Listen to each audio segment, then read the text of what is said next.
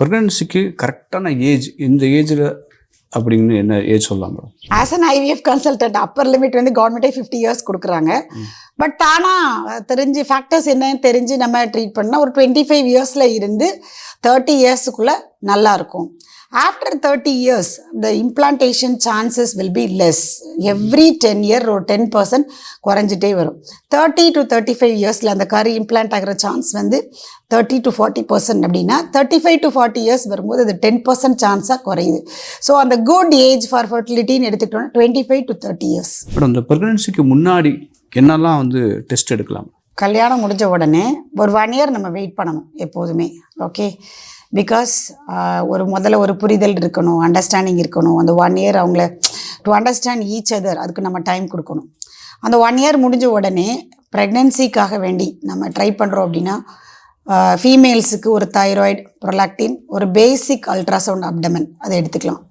மேல்ஸுக்கு வந்து ஒரு semen analysis, blood sugar பார்த்துக்கலாம். இந்த ஃபோலிக் ஆசிட் பற்றி கொஞ்சம் சொல்லுங்கள். ப்ரெக்னன்சி ட்ரை பண்ணும்போது ஒரு ஃபோலிக் ஆசிட் கொடுக்கலாம். இப்போ ப்ரெக்னென்ட் ஆன உடனே இந்த ஃபஸ்ட்டு 3 monthsல எல்லா அவயங்களும் உருவாகக்கூடிய டைம் இல்லையா? ஸோ அதில் வந்து மேண்டேட்ரி ஃபோலிக் ஆசிட் நம்ம கொடுக்கணும். கர்ப்ப காலத்தில் வந்து இந்த தவறான நம்பிக்கை, அதாவது கொஞ்சம் வேகமாக நடந்தால் மிஸ்கரேஜ் ஆகும். அந்த காலத்துலலாம் எப்படி டெலிவரி ஆகிருக்கும்? நான் வயல்லே வேலை செஞ்சுட்டு இருந்தேன், எனக்கு ஒரு டெலிவரி ஆகிட்டேன் அப்படி சொல்லுவாங்க. ஓகே, ஃபார் எக்ஸாம்பிள் நான் கூட நாளைக்கு டெலிவரினா இன்னை வரைக்கும் வேலை பார்த்துருக்கேன். அந்த மாதிரி தான். அதை டிபெண்டிங் அப்பான் த இண்டிவிஜுவல். உங்களுக்கு ஒன்று யூட்ரஸ் வந்து நல்ல ஸ்ட்ராங்காக இருக்குது, ஹைப்போபிளாஸ்டிக்லாம் கிடையாது, ஒரு ரிஸ்க் இல்லாத ஒரு ப்ரெக்னன்சி அப்படின்னா டே டு டே ஆக்டிவிட்டீஸ் நம்ம பண்ணிக்கலாம். ஓகே, ப்ரெக்னன்சி வந்து எல்லா வாழ்க்கையிலும் நடக்கக்கூடிய ஒரு ஃபிசியாலஜிக்கல் திங், ஒரு normal thing. It is not always pathological.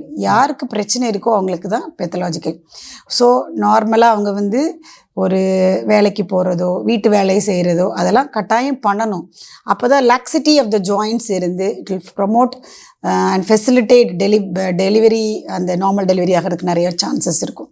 இப்போ இருக்கிற காலகட்டங்களில் வந்து நார்மல் டெலிவரியை விட சிசேரியன் அதிகமாக இருக்குது. காரணம் madam? Patient factor and individual variation. அந்த பிறப்பு வழி இருக்கு இல்லையா, அது வந்து favourable and to facilitate the birth of the baby அப்படி இருக்கணும். அப்படி இருந்தால் தான் நார்மல் டெலிவரி நிறைய ப்ரொமோட் பண்ண முடியும். நான் வந்து சாப்பிட்டு படுத்தே இருப்பேன், எந்த வேலையும் செய்ய முடியாது என்னையால் அப்படி சொல்லும்போது அந்த பெல்விக் மசில்ஸ் வந்து ரொம்ப டைட்டாகவும் ரிஜிடாகவும் இருக்கும். அது வந்து ரொம்ப சாஃப்டாகவும் சப்புளாகவும் இருக்கும் போல நமக்கு அந்த நார்மலாக ஹெட் ரொட்டேஷன் அதெல்லாம் நடந்து அந்த பர்த் கெனால் வழியே பேபி வர்றதுக்கு ஈஸியாக இருக்கும். இன்னொன்று சைஸ் ஆஃப் த பேபிஸ். இப்போ மதர்ஸும் பிக்காக இருக்காங்க, பேபிஸும் பிக்காக இருக்குது. ஸோ நல்ல நியூட்ரிஷன் சாப்பிட்டுட்டு அப்புறம் பேபி பிக்காக இருந்ததுன்னா நமக்கு சி செக்ஷன் ஆகிறதுக்கு வாய்ப்புகள் இருக்குது. ஒரு ஃபேமிலிக்கு 2 பேபி ஆனதுலேருந்து ஒரு பேபி கூட பர்த் ஆஸ்பிக்ஸியா வரக்கூடாது. எனக்கு இருக்கிற சைல்டு வந்து நியூரலாஜிக்கலி நார்மலாக இருக்கணும், ஃபிசிக்கலி நார்மலாக இருக்கணும் அப்படி நினைக்கிறதுனால நிறைய ஒஜிஷியன்ஸ் வந்து இந்த மாதிரி நமக்கு டு அவாய்ட் பர்த் ஆஸ்பிக்சியா அண்ட் இந்த பெல்விஸில் வந்து பேபி வர ரொட்டேஷன் டிஃபெக்ட்ஸ் இதெல்லாம் ஓவர் கம் பண்ணுறதுக்கு சி செக்ஷன்ஸ் போக வேண்டிய வாய்ப்புகள் பேஷண்ட் ஃபேக்டர்ஸ்னால இருக்குது. கவர்மெண்ட் ஹாஸ்பிட்டலில் வந்து நார்மல் டெலிவரி அதிகமாகவும் ப்ரைவேட் ஹாஸ்பிட்டலில் வந்து சிசேரியன் அதிகமாகவும் இருக்கிற மாதிரி இருக்குது மேடம். அது எப்படி மேடம்? அப்படின்னு நம்ம எடுத்துக்கிட முடியாது. Caesarean will be based on obstetric indication. Mother பேபிக்கு என்ன பிரச்சனை வருதோ அதை வச்சு தான் நம்ம இண்டிகேஷன்ஸ் டிசைட் பண்ணணும். ஓகே, ஃபார் எக்ஸாம்பிள் இப்போ ஒருவேளை இந்த ஃபேக்டர் ரீசனாக இருக்கலாம். நமக்கு கவர்மெண்ட் ஹாஸ்பிட்டலில் mid segment and lower segment போகும்போது ப்ராபப்ளி அவங்க வந்து நல்ல வேலை செஞ்சு அந்த நான் ப்ரீவியஸாக சொன்னது போல் பர்த் கெனாலும் பேபி சைஸும் ஆவரேஜாக இருக்கும்போது ஃபெசிலிட்டேட் பண்ணலாம். என்ன ரொம்ப நல்லா சாப்பிட்டு ரொம்ப நரிஷ் ஆகி பேபி வெயிட் ஓவர் ஆனாலும் மதர் பெல்விஸ் ரிஜிடாக இருந்தாலும் ப்ரைவேட்டுக்கு வர்றவங்க கொஞ்சம் அஃபோர்டபிலிட்டி கூட இருக்கும்போது அந்த ஒர்க்கு வந்து சரியாக பண்ண மாட்டேங்கிறாங்க. ஸோ அதுவே மெயின் இண்டிகேஷனாக அமைஞ்சிருது.